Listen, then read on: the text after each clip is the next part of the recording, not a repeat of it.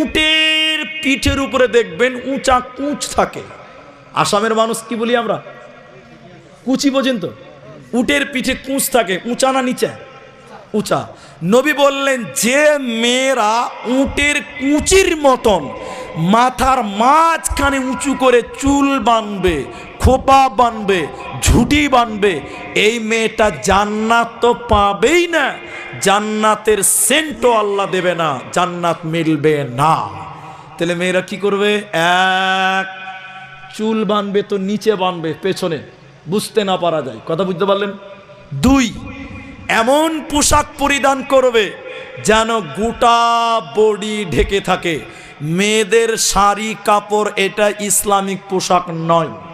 আলেমদেরকে সাক্ষী রেখে বললাম, মুসলিম মেয়েদের জন্য শাড়ি পোশাক ভালো নয়, হারাম না, জায়েজ, কিন্তু ভালো না। দলিলের ভিত্তিতে আরেকটা কথা বলি, কোনো মেয়ে যদি শুধু শাড়ি আর হাফ হাতার ব্লাউজ পরে নামাজ পড়ে, ওই মেয়েটার নামাজ হবে দিনটা নয় কারে না। বলে মুলি সাহেব হুজুর নামাজ হবে না কেন? পিঠ বের হয়ে আছে, প্যান্ট বের হয়ে আছে, এগুলো